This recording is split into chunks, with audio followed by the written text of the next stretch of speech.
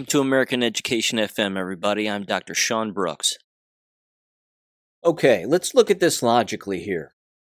I know everybody's blown up about the CDC thing. We saw it coming. We knew that it wasn't a new thing. We know how the enemy is going to vote on their own diabolical policies and recommendations, which again brings up the necessary point, I think, that the word recommendation, of course, over the last 2 years, 2.5 years, has been completely perverted.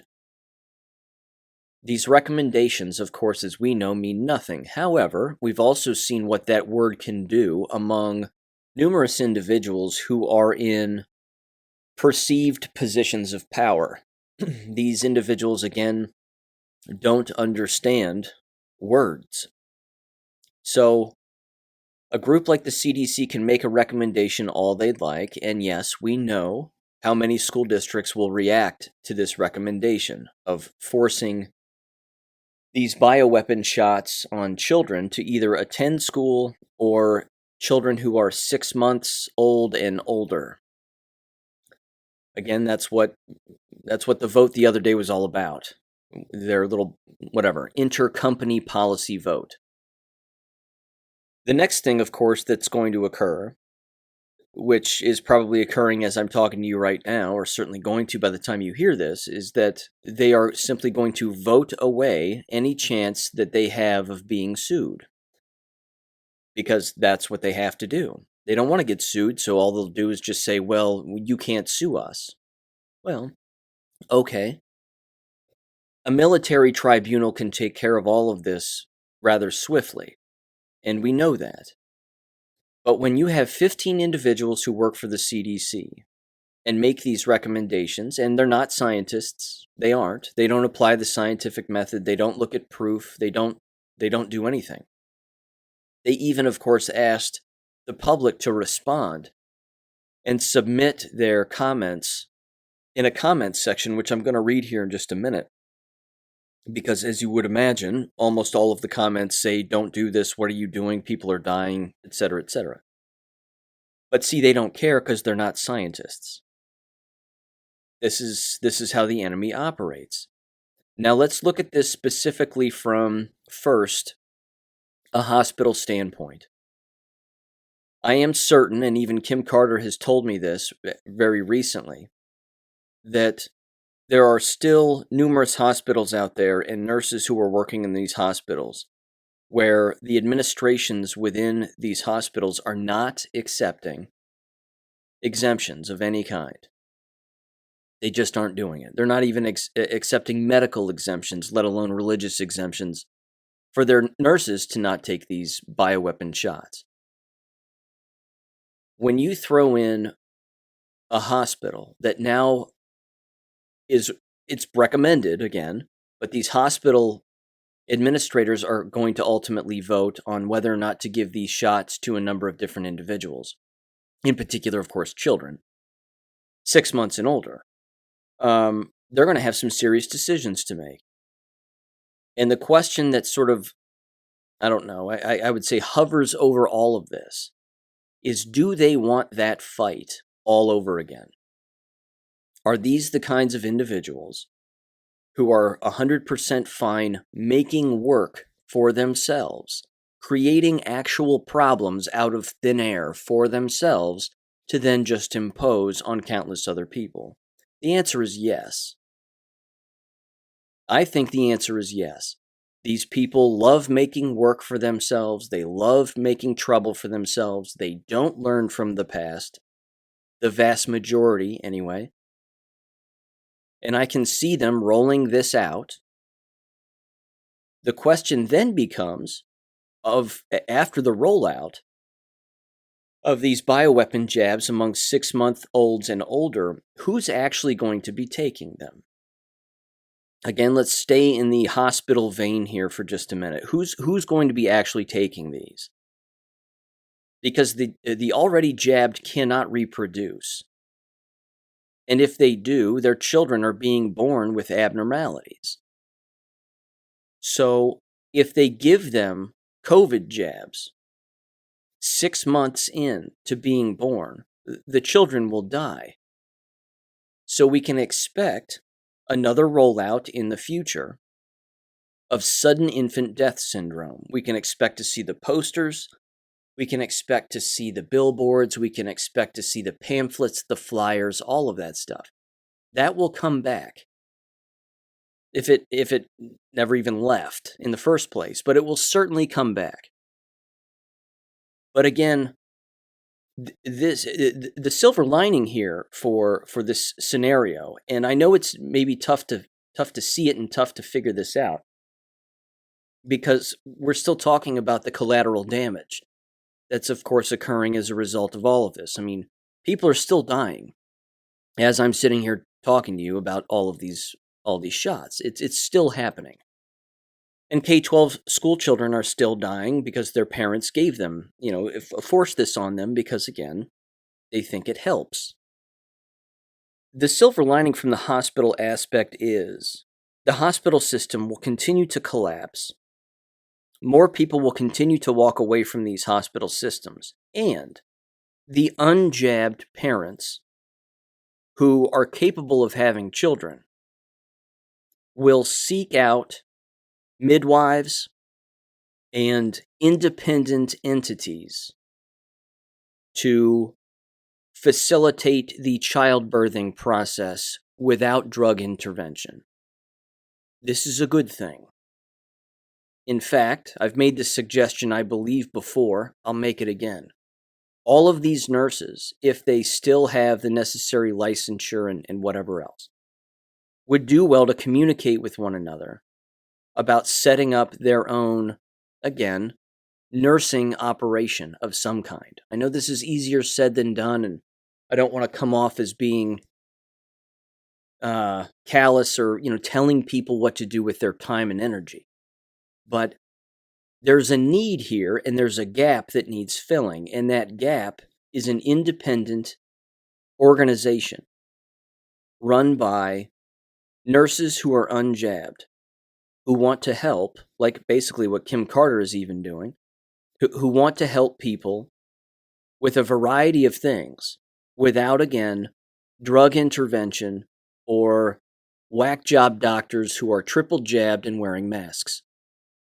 That's the silver lining, I think, from the hospital aspect regarding this CDC recommendation and the further calamity that is going to occur within these hospital administrations. They're doing themselves in, and they don't even know it. Again, it's the Zootzwang chess move. They've been backed into a corner. They have to decide, and almost regardless now of what they decide, they have still lost. The game is over. We're sitting on the other side of the chess table over here. We can see the entire board, for the most part.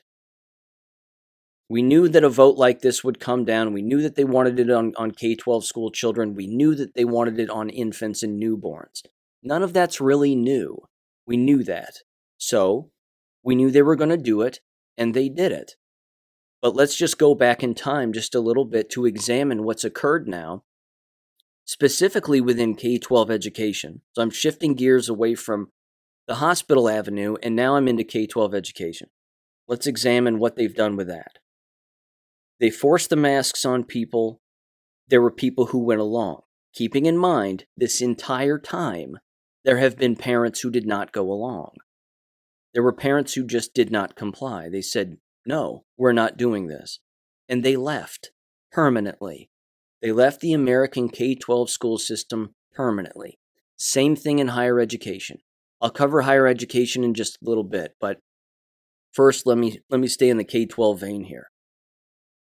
The poor decision making when it came to everybody go home, we'll teach you online. We don't know what we're doing in an online environment as instructors because we haven't been formally instructed, and most of us have no idea what we're doing anyway.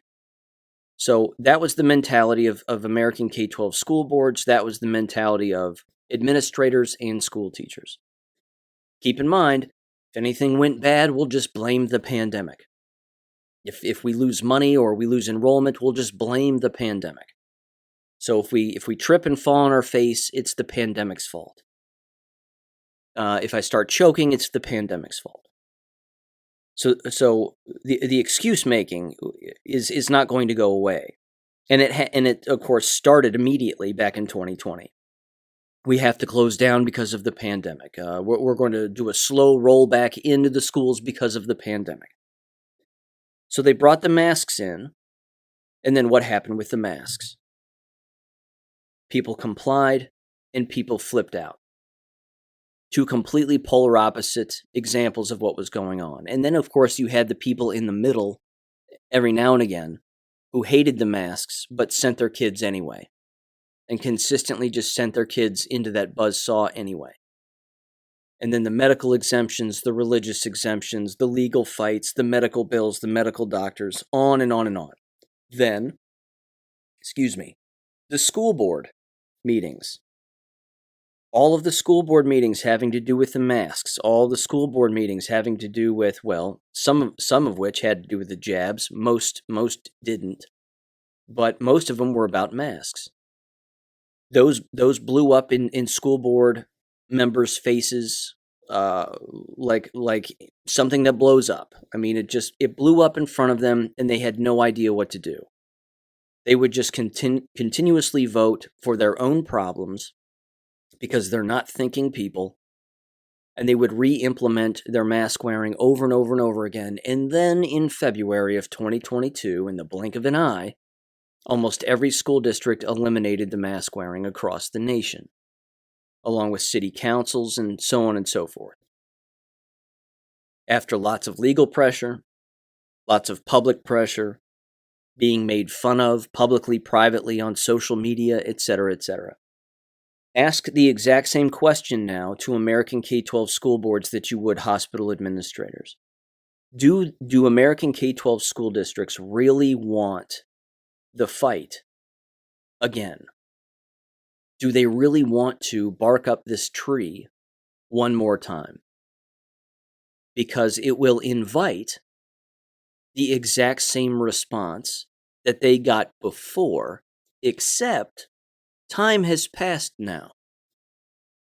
And this right here is where you can insert exactly what I have said on this show, which is you're going to have people, this is the open door here for this.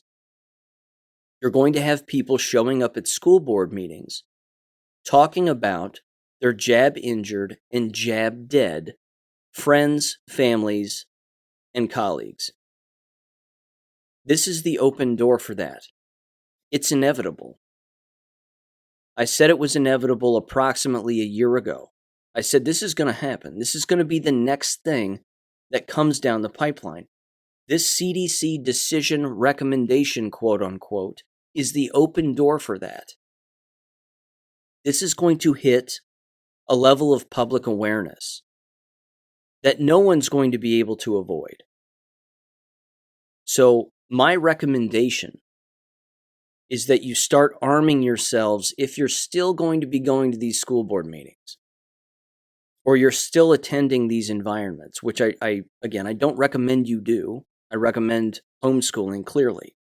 Live a healthier life away from this war, and certainly shield your children from this battlefield, because it's a war and this is the battlefield, and we don't need children on the battlefield.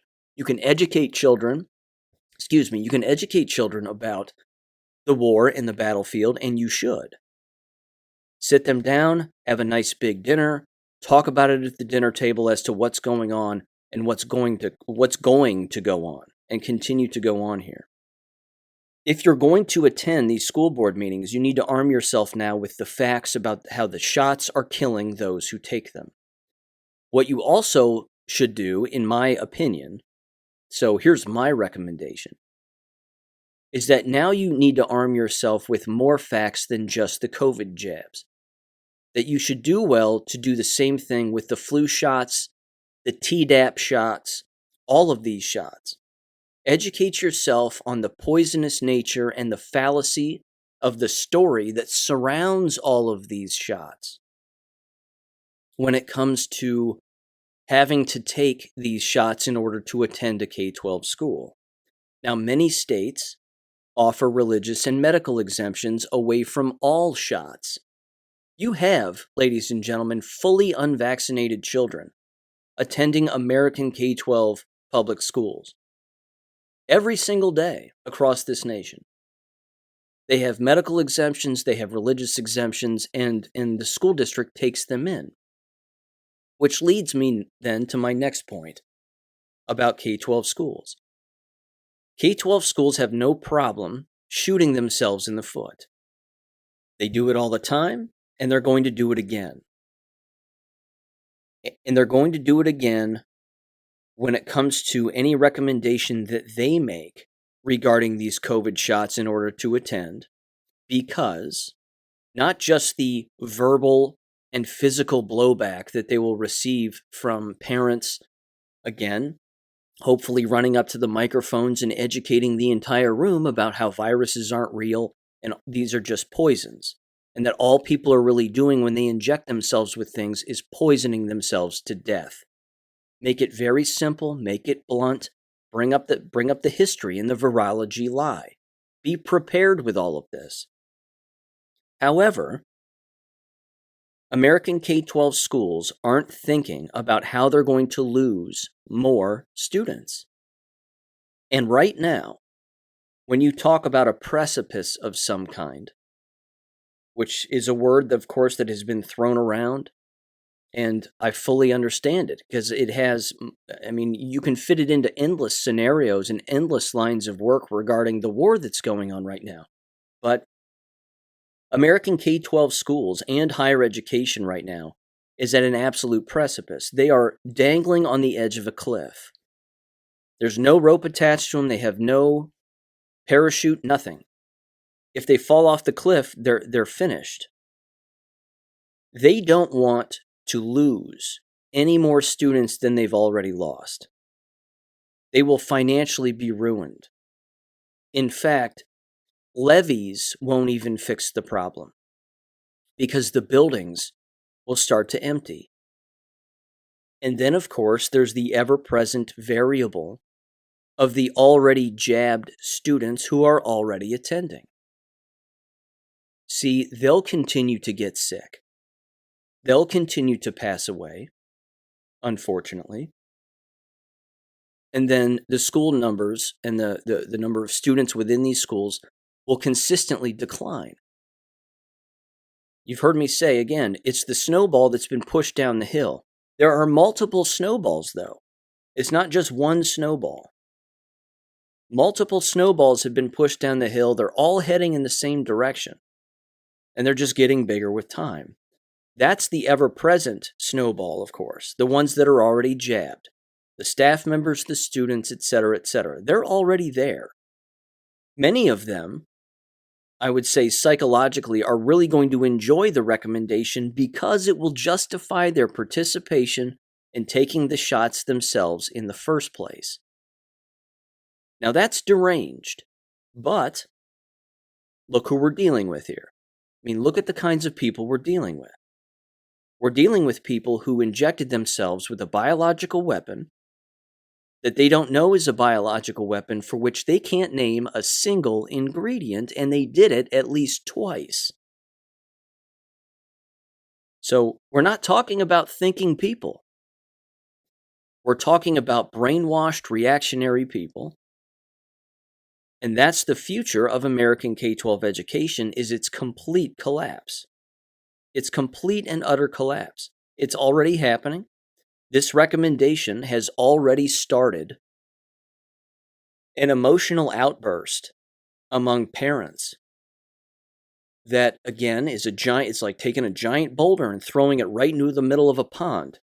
The ripple effect that's going to occur is the same ripple effect that happened back in 2020, in March and April of 2020. Today, again, as a result of the CDC's recommendation, I am positive that there are already endless parents who are emailing superintendents, school boards, and building administrators, probably even county health departments. And they're saying, if you recommend or force or mandate, whatever word you want to use, make mandatory these COVID shots for K-12 students to have in order to show up we're going to leave your school system. This is already happening. I guarantee that those emails are already going out. Today, this week, again, the end of this week, these American K-12 school systems continue to shoot themselves in the foot and are making more problems for themselves than they have ever had before in the history of their existence. You talk about a cleanup mess. I mean, you're talking this is more than spilled milk in aisle 5. The entire supermarket is flooded now. Because the only reason that you're seeing that kind of a response, and the only reason that kind of a response is already occurring among parents and other individuals in the area with threatening to remove their children from these school systems, is because of the way that the American K-12 school systems handled this in the first place back in 2020. If they'd handled it logically back then there would be no outrage right now. There's only outrage now because parents are learning what American K-12 school systems are willing to do. They're willing to tell these children again to wear a mask, wear 2 masks, social distance, stick your arms out in front of each other when you're standing in a line to make sure that you're at least an arm's length apart. Carry around see-through plastic shields all day long to put them up in front of your desks to isolate yourselves like a little zombie or like you're an insect in a bug zoo. And do this all day long for at least a year and a half. All of that programming and all of that child abuse is what's leading to the emotional reaction that we're seeing now regarding these CDC recommendations. So let's not lose sight of the actions of the past, is my point. Let's always look back at 2020 and the way that everybody reacted back then. Because again, I fully understand there's a great deal of individuals, and I tend to agree, who will say that there's no way that American K-12 schools would do this again because they don't want the problems again. I agree with that, and many won't. Many won't comply. Look at what the state of Florida has done. Again, that's a good thing. That doesn't mean that there won't be some outlying school districts within the state of Florida who will still try to tell parents that they need to have their children take these shots. And they'll use the word recommend. Well, it's not mandatory because that's against the law, and we don't want to break the law here. So all we're going to do is we're just recommending, but you're still allowed to come here. These are already unhealthy environments too because of the shedding that's taking place. And we're not really even into the fall yet. I mean, yes, it's October and coming to the end of October, but we haven't changed the clocks back yet. It's not November. There are still people who are out and people who are getting sick and absences and lacks of substitutes and so on and so forth. They're already creating all of these problems already by themselves. When you take a CDC recommendation like the one that just got made, they're having to, again, American K-12 schools are having to react in a way that they've never reacted before. So my recommendation would be, again, to focus on county health departments also. Because American K-12 schools will do what county health departments want done. And if county health departments say, we recommend as a board that you vote to make these mandatory, how do you think American K-12 school boards are going to react to that? They're going to have some serious decisions to make. See, they became school board members because they thought it'd be nice and fun and easy. I like education, I like students, maybe I'm a pedophile, but you know what? We're going to get some things done here. This is going to be fun for us, and I really enjoy this. They have no idea what's about to show up and the decisions that they're going to have to make, and then the blowback that's going to occur as a result of whatever decision they make. Because even the left eat themselves. And that's already happened regarding the mask wearing. It was the leftist parents, the leftist school board members and school teachers who were coming up to the microphones and speaking out in board meetings saying, don't take away the masks. If I want to wear a mask or my kid wants to wear a mask, they should be able to wear a mask if they want to, and blah, blah, blah. And there are still students who walk around wearing masks because they're not well in the head. And they, of course, are a reflection of their parents who are not well in the head. But now, I'm telling you, the silver lining in this also, and here it is, and it's as obvious as a flashlight right in your eyeball. The ripple effect of homeschooling and pulling your children out permanently, that's already occurred. It's already happening now. Not just emails being sent to board members and saying, if you vote this way in the future, we're pulling them out. There are emails happening right now where they're saying, the CDC just did this today, made this recommendation. I'm not even going to wait around for how you're going to reply. I'm pulling my children out now. We are done with your system. We are done with government. And they're homeschooling them right now. That's happening as I'm talking to you. This is, again, imagine a shoreline and these waves of truth and poor decision-making just keep eroding this shoreline of corruption. It's just blowing it away, one wave at a time, knocking it down. More people are seeing it, and it's coming closer and closer to individuals' families. And it's forcing individuals again into a corner where they're going to be forced to make a move. Now, again, as I said earlier, and then I'm going to stop with this rant, but this is where the collateral damage comes into play. Because there will be parents who will jab their children to death with these shots to make it look like they're ahead of the curve or they are complying or whatever it may be.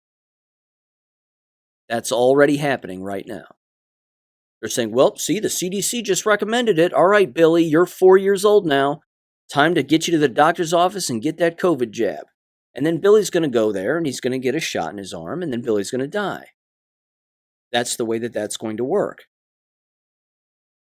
So it almost doesn't matter what the CDC does. We have to look into the past to recognize and remember how these other organizations take these recommendations from government entities and private entities like the CDC, and then how do they respond and react. So we know what they're going to do. And this again proves my point about, and other people's points, about the civil war that's taking place. This is the war. This is the civil war that's going on right now.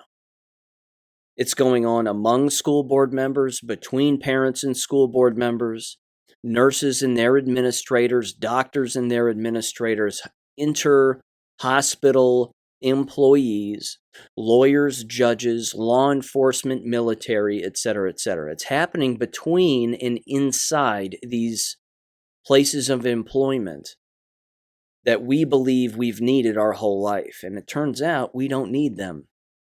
We don't need these places. But if you play their games, they make you dependent on them. That's why all the hospitals are filled with jabbed people who are sick and dying. Because now those individuals are lifelong members of the medical industry and are going to be. So it's messy. All of this is messy, but that's because it's war. And that shouldn't shock anyone. That's war. So my recommendation again is to put the emotions aside for a minute, examine what's going on here, make rational moves about what's occurring, understand this is another move that's purposefully being done to collapse the American K12 school system. I do not believe, however, although I can understand this point, but I do not believe that this is a quote-unquote part of the Great Reset. I do not believe that the American K12 school system is being destroyed on purpose by the enemies here. I think that they know that they're contributing to it, but they don't have the power, they don't have the manpower, they don't have the boots on the ground, so to speak. They don't have the energy to destroy it and then rebuild it into the degenerate circus that they want it to be. That's why we're seeing the degenerate circus in K-12 education right now, in all its forms. The sex, the curriculum, the lying, all of it. That's why we're seeing what we're seeing. We're seeing what they will do or want to do. But it all boils down to butts in seats and money in their pocket. And if they don't have the people in their buildings, they cannot exist. So just in summary, again, this giant recommendation, quote unquote, is it's a big silver lining here. The door has been opened for more public release in school board meetings and emails and 1,000 other ways of communicating that's going to show the American public that people are dying from these shots. It will not be hidden the way that it has been in the past. It's too obvious now because, again, it's everywhere. It was even trending on Twitter the other day. It was the second subject down. It was hashtag stop the shots. For all the leftist goons that are on Twitter, they see that. They all see that. It's a giant punch in the face. They have to be able to look at that and go, wait a minute, stop the shots. What are you talking about? What's going on with the shots? This is just a battle that American K-12 school administrators don't want. They don't want. They don't want this. It doesn't mean that they're going to be smart and avoid it.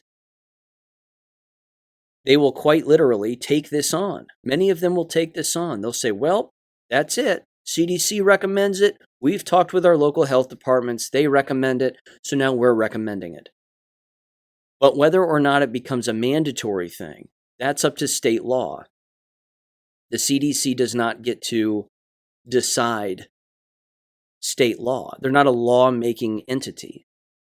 And I know what people's response to that is. Well, yeah, of course they're not, Sean, but look at what happened with all the recommendations regarding the masks and the distancing and everything else. I fully get it, but the shot is something different. In fact, this was something that just came across the screen just a few days ago. There are endless school districts all across the United States who are going broke, literally going broke, hence all the levies, because of the legal fees that they as school board members are having to pay their lawyers who work for the school district, because the school district lawyers have been battling parents in court regarding everything that's taking place here. Mask wearing, shot recommendations, distancing, the abuses that have taken place this entire time, the medical bills from hurt children, etc., etc. They are quite literally paying their lawyers more money than what they have. You'd think they'd learn. They're not gonna, but many of them will, and many of them won't. It's just another green flag and another green light go to pull your children out permanently and to homeschool them. If they can read and they can write, they can teach themselves. That's it. And it's not a 9-to-5 thing. Learning is just learning. That's it. We do it every day, all day long. Hell, here's a thought. Have your children listen to this podcast. I apologize for the cursing from time to time, but, profane times call for profane language from time to time. So if they can handle the occasional bad word from a competent adult, in particular if they're in high school, have them listen to this. Because they will learn about what's going on in the world, and there is no more valuable education than that. Now let me read just a couple of these emails and public submissions that were sent to the CDC for their alleged doctors to read. Here's the first one. It says, comment from Anonymous. It says, quote, why has our government committed itself to continuing these jabs which are causing people to die in their sleep as well as in public. Young people, athletes as well, not to mention the devastating side effects they are causing, ? Here's the next one. This is also from someone calling themselves anonymous. It says, quote, "This COVID vaccine should never be mandated for children. They are not at high risk for this disease. Natural immunity far outweighs any COVID vaccine, and the vaccine does not even stop transmission. Therefore, this absolutely should never be mandated." Unquote. Here's another one. And they're all like this. Every single one of these public comments, and there's over 1,390 of them, as I'm looking at this right now. They all say the exact same thing. Here's the next one. It says, "How dare you even consider adding this to the vaccine school list with all the adverse effects and knowing it does nothing to prevent the virus. I have lost all respect for the CDC and will never get a vaccine again or listen to any recommendations from the CDC. You're all corrupt monsters." Unquote. Again, every single comment is like that, but these are not scientists. They're bureaucrats. That's all. They're just paid. They're all paid. And you have to keep that in mind. So they can make the recommendations they want. It'll filter its way down to the local level. And then, ladies and gentlemen, you're going to have a decision to make. Do you want to get back in the fight, or do you want to pull your children out, protect them, and walk away permanently? That's about it. But again, this isn't some great reset where they plan on destroying the indoctrination center that they've put all this money and effort into, only to then rebuild it worse than what it was before. God willing, it will never be rebuilt. God willing, it will just be destroyed by their own hand, and it will cease to exist for the rest of eternity. Again, look at what's happening at the university level now. Let me shift gears briefly to the university level. Less and less students are attending college, which I've covered here. I've been over those statistics. We've been over those stories.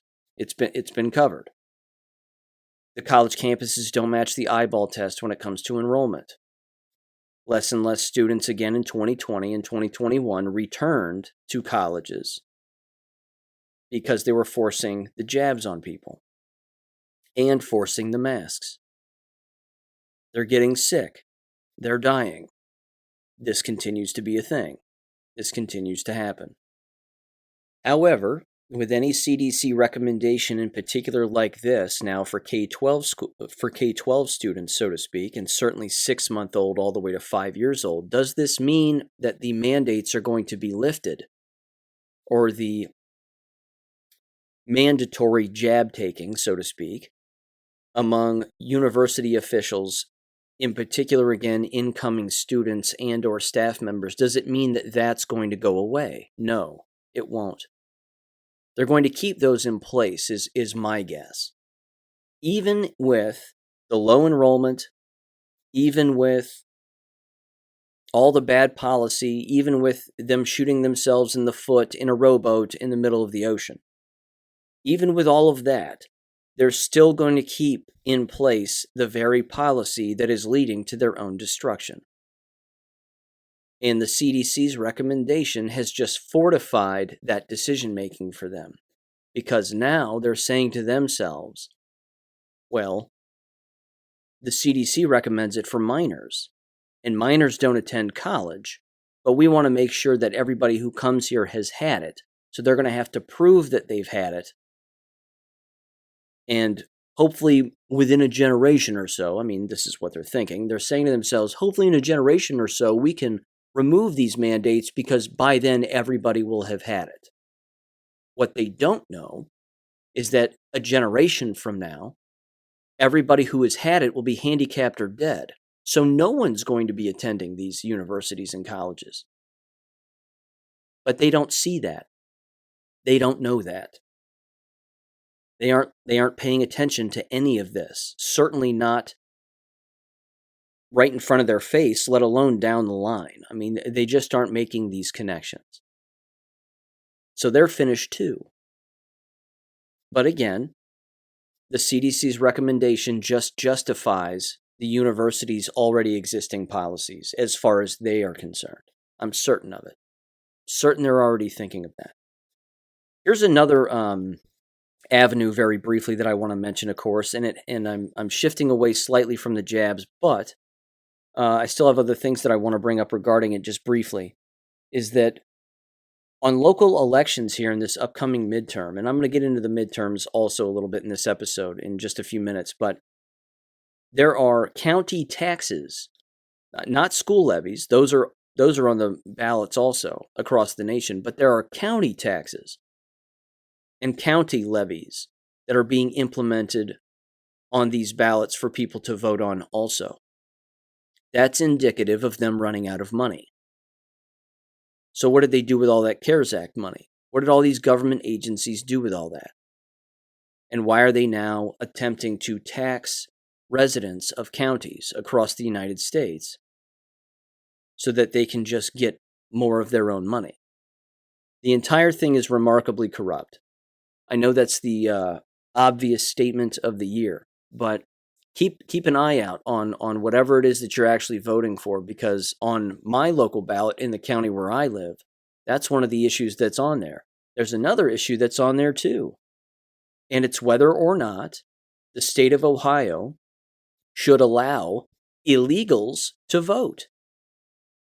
That's an actual issue on the ballot this coming November. Whether or not it should be allowed for those who are non-citizens to vote. There's also an age restriction in there too. It says, do you approve of, and of course it's the old reverse language that they use on a lot of these ballots, but in fact, let me bring it up right here real quick, and I'll read it to you because it's funny and sad. This is issue 2. And it says the following, quote, to prohibit local government from allowing non-electors to vote. So the proposed constitutional amendment, which is usually a bad thing when they have to amend the state constitution, it says proposed by joint resolution of the General Assembly to amend Section 1 of Article 5, this is in the state of Ohio, Section 3 of Article 10, and Section 3 of Article 15, 16, 17, 18 of the Constitution of the State of Ohio. A majority yes vote is necessary for the amendment to pass. It says, quote, the proposed amendment would require that only a citizen of the United States who is at least 18 years of age and who has been a legal resident, and registered voter for the last 30 days can vote at any state or local election held in this state. And then it says prohibit local governments from allowing a person to vote in local elections if they are not legally qualified to vote in state elections. If passed, the amendment will be effective immediately. Yes or no? Now, what whack job in their right mind would want illegals voting in the state of Ohio? Leftists. It's just leftists. So I just wanted to make mention of that because I know that that is a thing that is going on, that is certainly going to be on numerous ballots across the United States, and I would encourage people to find their ballot right now on the internet, print it out, read it carefully, do some homework on these people, do some digging on these judges, figure out where they stand on particular things, fill out the fake ballot, take screenshots of it with your cell phone, and then when you go and vote, you know exactly what you're voting for. Okay, let me shift gears slightly here. I found this article, and it's written by Dr. Joseph Mercola, and he wrote it and published it just the other day. And it's titled Mass Monitoring, a Digital Dictatorship on the Horizon. This is interesting because this directly ties into something that's actually already happening, and it's happening rather consistently with my own dad, which is funny. And he thinks it's, of course, ridiculous because he's based and he knows what's going on.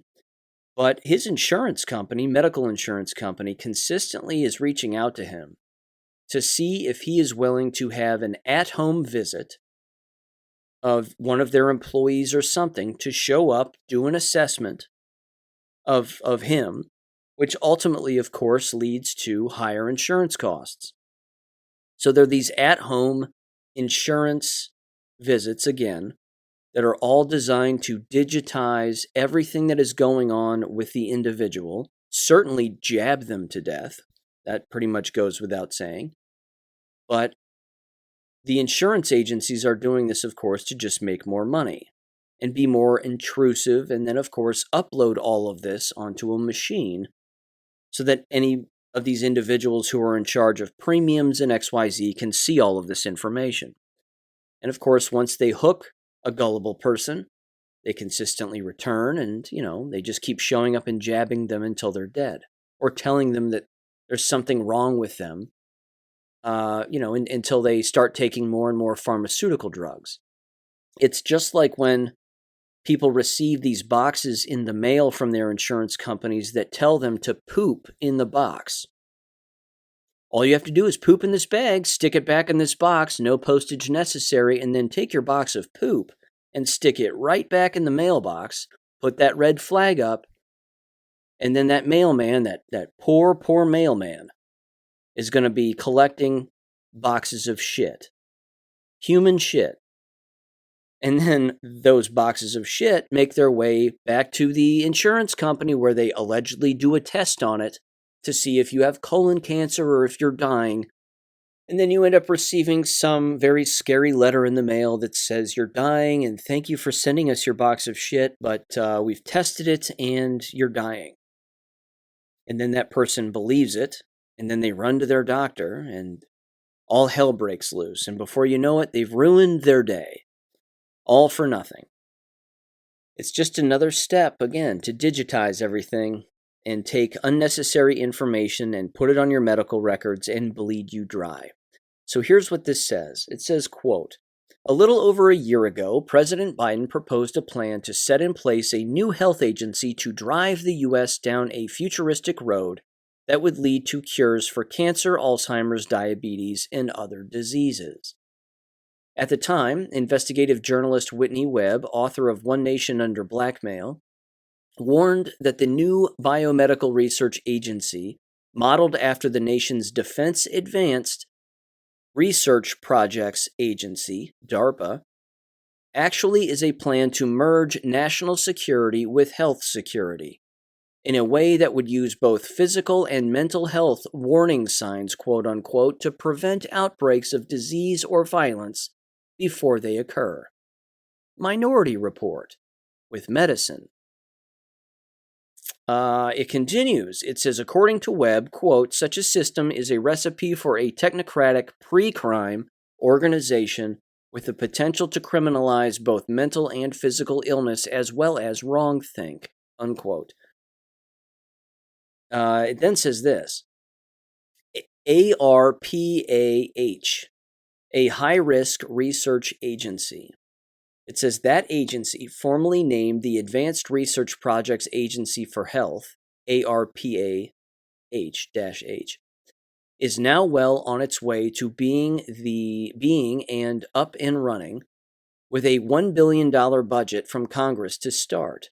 Public Law 117-103 was enacted March 15th of 2022, which authorized its establishment within the U.S. Department of Health and Human Services, DHHS, under the National Institute of Health, NIH. Government officials only need to iron out details such as what programs and activities it will engage in, and of course, what appropriate, quote-unquote, current and future findings will be needed to run it. ARPAH seems to fit hand in glove with Biden's September 12, 2022 executive order on advancing biotechnology and biomanufacturing innovation for a sustainable, safe, and secure American bioeconomy, which essentially establishes a fast-tracked pipeline for transhumanist dream projects.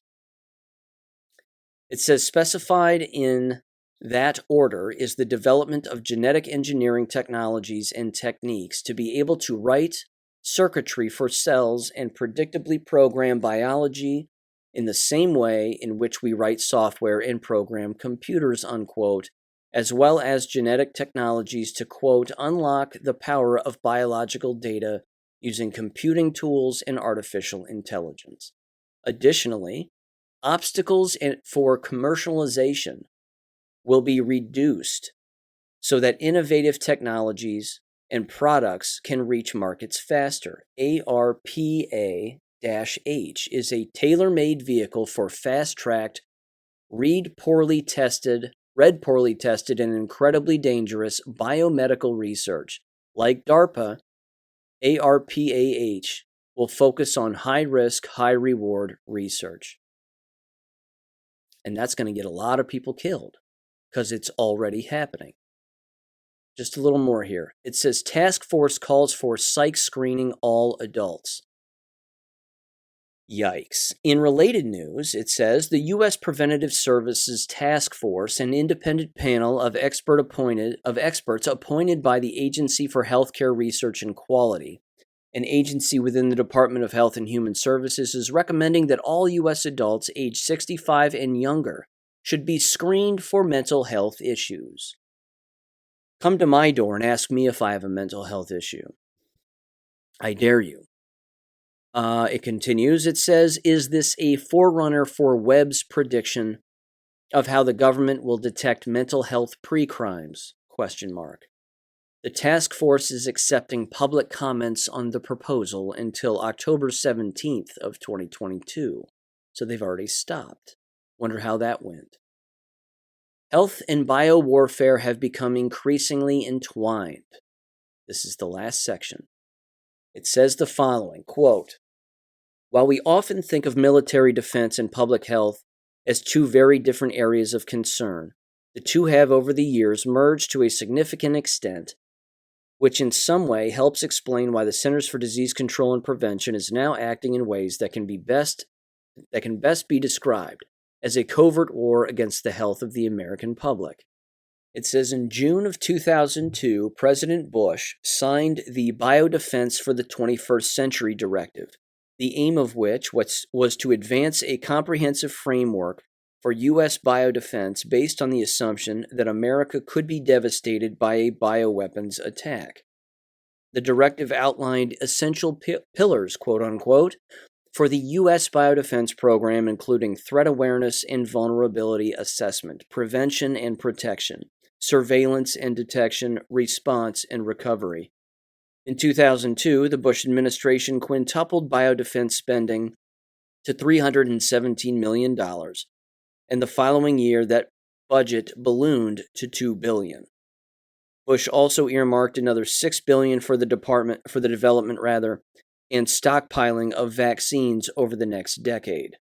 The man selected by Vice President Dick Cheney to oversee the spending of much of this vast amounts of cash was Dr. Anthony Fauci, director of the National Institute of Allergy and Infectious Disease, NIAID, since 1984.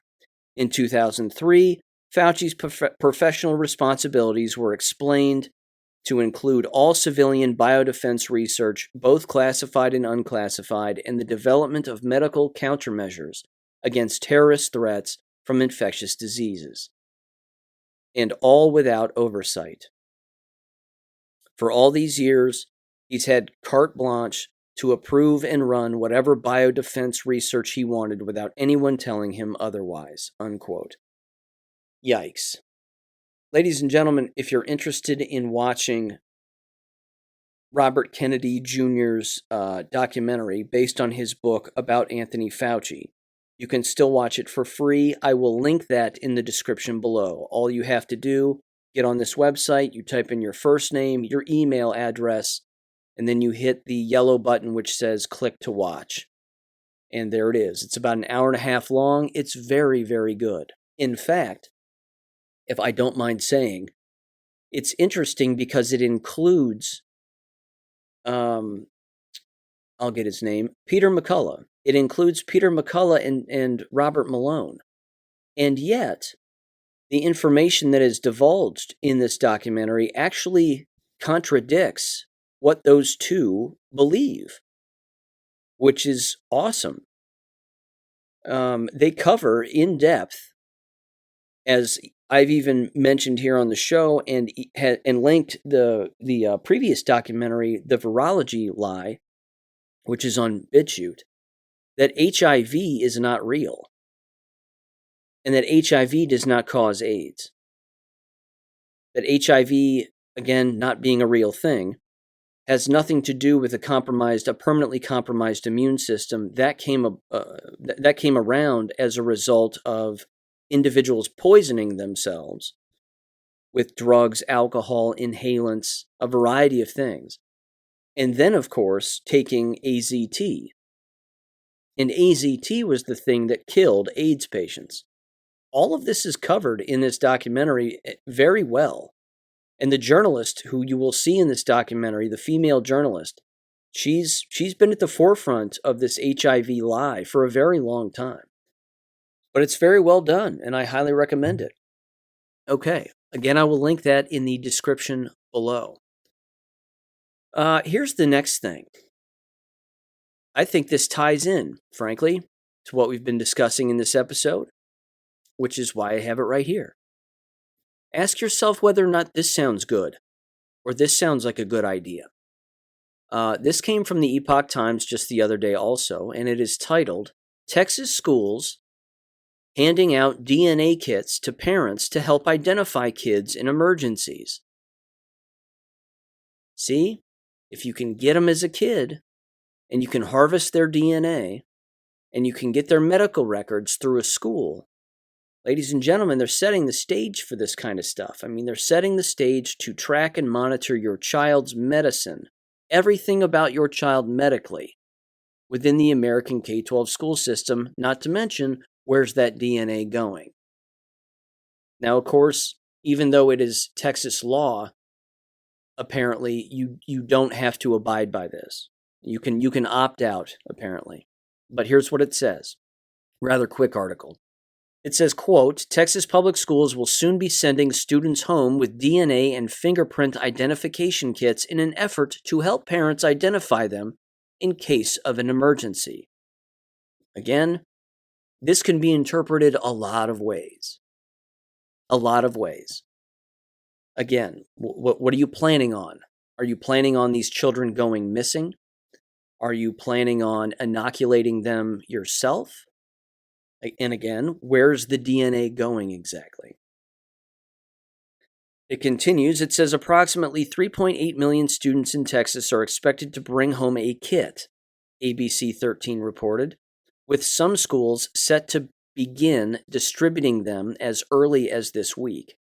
The decision comes following Senate Bill 2158 that was passed by the Texas state legislature in the spring of 2021, and which requires the Texas Education Agency to, quote, provide identification kits to school districts and open enrollment charter schools for distribution to the parent or legal custodian of certain students. According to the bill, the agency should provide inkless DNA kits that can be carried out at home and only at the request of the parent or legal custodian of any kindergarten, elementary, or middle school student. The kits will enable parents or guardians to hold onto their child's DNA and fingerprint information at home, and then provide it to law enforcement agencies in an emergency situation such as a shooting. This is this is so nefarious and confusing. It continues. It says the kits are not mandatory, meaning parents can decline them. Well, isn't that nice? The legislation states that the kits are intended for parents to submit DNA results to federal, state, tribal, or local law enforcement to help locate and return a missing or trafficked child. My God. It continues, it says kits help locate missing children. Do they? Texas lawmakers passed the bill after 8 students and 2 teachers were shot and killed at a Santa Fe, Texas high school by 17-year-old Demetrios Porogosis, no chance I got that right, in May of 2018. However, the rollout of the kits also comes in the wake of a mass shooting at Robb Elementary School. Oh, there you go. Many of the bodies of the children who were shot inside Robb Elementary were not easily identifiable because of their catastrophic injuries. It actually says all this crap. Oh my. Problem solution, ladies and gentlemen. Hegelian dialect all over again. All over again. Ugh. The old Rob Elementary yarn. No one died there. It was fake. It continues. It says the kits will start being distributed this week in the Houston Independent School District. Eyes on Houston. Eyes on Houston. Houston, we have a problem. Wonder if there's going to be a false flag in Houston now. The largest in the state, with a number of other districts, including Clear Creek ISD, already informing parents that they are available, the Houston Chronicle reported. Democrat you mean, gubernatorial candidate Beto O'Rourke, old Bobby, took aim at the kit distribution plan and Republican Governor Greg Abbott on Twitter on October 17th. Quote, this is Greg Abbott's Texas, O'Rourke wrote. More school shootings than any other state on his watch, but no action to prevent the next.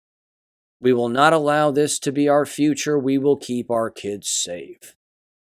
Unquote. However, the office for the state Senator Donna Campbell, a Republican and the bill's sponsor, told ABC 13 that the kits are meant for parents to use if a child goes missing.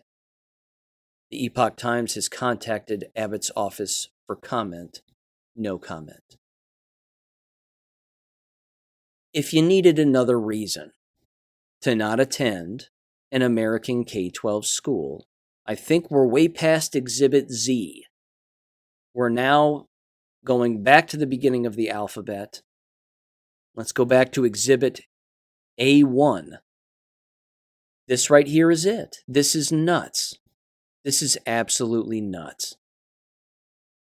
Let me shift gears now slightly back to the jabs, and then I'm going to wrap this up. This is a rather impactful meme that I saw. I decided to link it onto my Gab page, and I'm just going to read it right here. Rather telling. Again, you've heard me mention this, and this is happening all over the United States, and trust me, these are not the only states where this is occurring. It says the following. It says 19 high schools across the country cancel the 2022 varsity football season. It says, did the lockdown, homeschooling, and poisonous vax turn our young men into weak soy boys? Here are some of the reasons given for canceling direct from these schools' coaches. And then it's a list of quotes from these coaches, apparently. The first one says, quote, season canceled due to a high number of injuries the team has experienced. The next one says, due to an overwhelming number of injuries and out of concern for student-athlete safety. Another one says, due to a lack of players is why we've canceled our football season. Weird.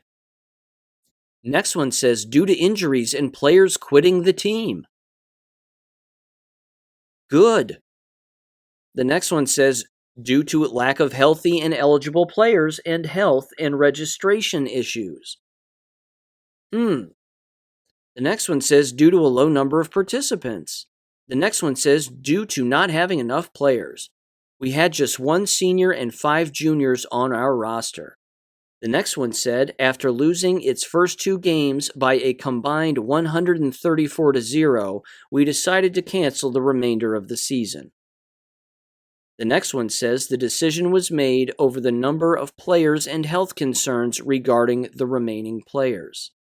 And the last quotation, the roster dwindled to the point of not having enough players to safely continue, unquote.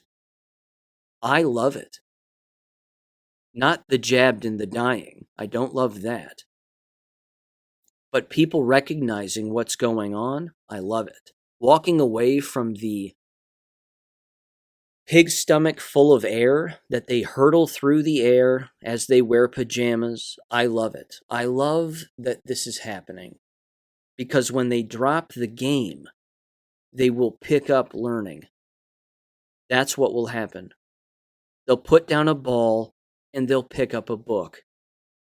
It will happen. It is happening. Here are the schools and the states where this is apparently happening. Keep in mind, it's happening in every state, but these are the ones that are just listed in this particular meme. It says Danville High School, Arkansas, Santa Rita High School, Arizona, Sandwich High School. Really? Your high school's named Sandwich? Illinois, Fisher High School, Illinois, Urbana High School, Illinois, Bellevue High School, Kentucky, Algonic High School, Michigan, Oakmoss High School, Michigan, Lincoln Northwest High School, Nebraska, Riverdale High School, New York, North High School, Ohio, Matthews High School, Virginia, Auburn High School, Virginia, Twin Valley High School, Virginia, Manassas Park High School, Virginia, Bland County High School, Virginia, Bradford High School, Wisconsin, Menominee, no chance I'm getting that right, Indiana High School, Wisconsin, and Waukesha, if I'm saying that right, South High School, Wisconsin. Weird. It's almost like it's jab-related. It's almost like it has something to do with the Great Awakening and people waking up to ball games. I love it. I absolutely love it. I'm going to end with this anonymous post, because this right here is the answer, ladies and gentlemen. This is why Operation Warp Speed, again, was rolled out, so that we learn from the mistakes of the past and we never repeat them ever again. It says, quote, "How can we trust any vaccine/medication ever again? We know what they are capable of, and we know they are already changing the flu vaccine to be an mRNA type.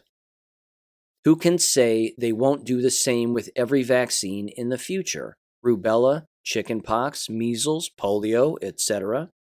How can we trust them? Knowing they willfully and happily produced billions of shots and boosters specifically meant to kill us, kill our children. I'm going full anti-vax, homeopathic from here on out." Unquote. And that, ladies and gentlemen, is the answer. That's the point of all of this. Thank you for listening to American Education FM. Make sure and check out AmericanEducationFM.com for more information. Take care and God bless.